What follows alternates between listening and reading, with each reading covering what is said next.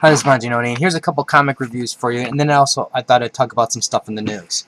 Anyways, let's start off with Red Hood and the Outlaws. Number 18, Requiem.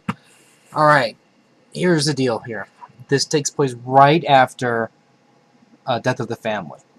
And in a way, has no if, then, but, or whatever has to do with the death of Robin. And I'm really, really glad that they didn't put that in there. I mean, I guess you can argue the point, well, when you look at Bruce Wayne, he's looking kind of sad, and that's part of it. But the important thing here is the events that take place in this book are not overshadowed by the death. What we have here is this. Jason Todd, he basically, the Joker put some acid on his mask thing, and then his face is burned off, and there's some other, he's also traumatically injured. And this is a issue of healing. Now, I'm not even going to talk about how they can cure Jason Todd of acid burn to the face. This is what I mean, as much as I don't like the way they stretch things, we're just going to call this a means to the end to get to the story. But personally, he should have stayed scarred, because I think that makes him a lot more interesting character. But I guess it doesn't make selling for comic books for, to girls who are looking for a hot Jason Todd. Anyways, for the bulk of this issue here, what it is Bruce Wayne watching over Jason Todd, and Jason Todd's fighting inner demons.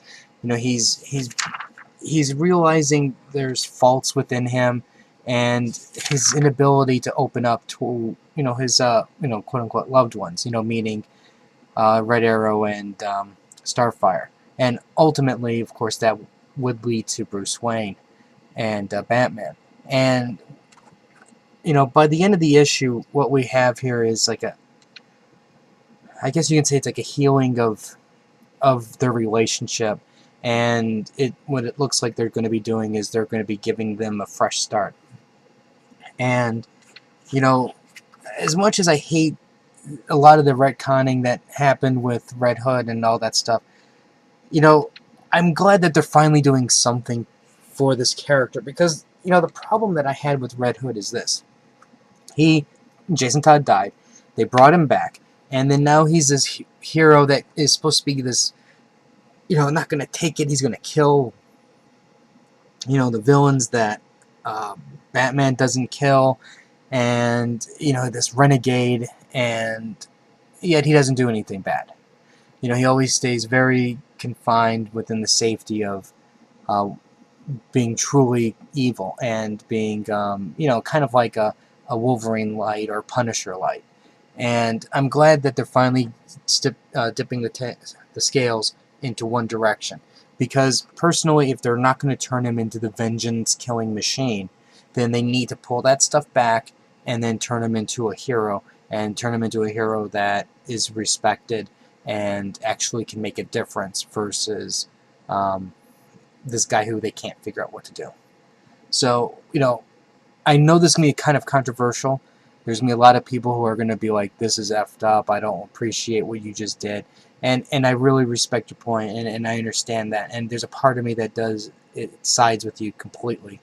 But I think for me, it could have gone either way. They could have turned Jason Todd into the Punisher, and I'd be saying the exact same thing. I'm glad they made a decision. I'm glad they're doing something with him that isn't safe. Meaning, I'm going to, turn him evil, but no, he won't be. And I think with bringing him back towards the fold with Batman, I think what we're going to hopefully see is a more interesting dynamic with his, quote-unquote outlaws. But, am I going to be buying this book? Probably not. I don't know if this book really is going to be worth buying, but I have to admit, I really did enjoy this issue. Okay, Daredevil. I don't know. Daredevil for me was it was an interesting read. And they're really setting the stage for like who's responsible for everything that's been going on with Matt Murdock. And the one thing that I have a problem with is this.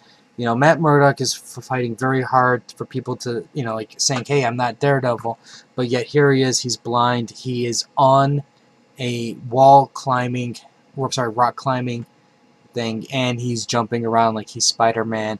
And now granted, his, ex-girlfriend who knows that he's really Daredevil is there, but there's some other people there too. It's not private. They're not alone, and I think that was a little bit irresponsible of Daredevil. And I think that Wade could have easily have handled this part of the story a lot different. But I think what he was trying to do was, show a more playful side of him. Anyways, uh, Daredevil though is still good in it, and it's just like I said, it's just gearing up for what's to come, and I'm really looking forward to what's to come. Anyways, that aside, let's talk about what's going on here with DC. Andy Diggle tweets that he leaves Action Comics. What's going on? Grant Morrison leaves Action Comics. You have George Perez leaving Superman, and now Andy Diggle, after 3 issues, he only finished 3, and he quits. And people are tweeting back to him, "Been there. What the heck is DC doing to their creative team?" There's a rumor floating around the universe that basically what's going on is DC is dictating to the writers what they're to put into their storylines to basically push the movie. And if that's the case, that is like the worst thing to do. You don't corrupt the paper. Let the movie stand on its own merit. But this is your lifeblood.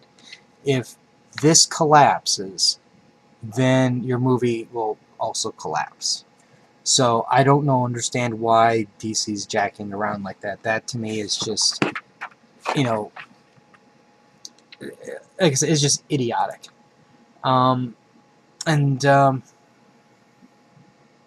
Also, the other thing that was floating around is, and I have to admit, Bendis was right. I could never have guessed this ending. I'm not sure if you're aware of this, but it's been being reported in the news that Spawn's Angela is appearing at the end of Age of Ultron. Take it for what you may. That is a significant direction that we're given in terms of how this thing is going to end. And apparently she's going to be appearing again in another issue later on. So I don't know what to think about that. I think that there could be a lot of good with this, but at the same time, I'm like, where is this coming from? I don't understand it, and how is this going to tie in to the main Marvel universe? Because the last thing, the absolute thing I do not want to see is Spawn or Violet or any of those other characters mixed in with Spider-Man. I don't want that. And I think that's all the reviews for today. The news for today. So, until next time.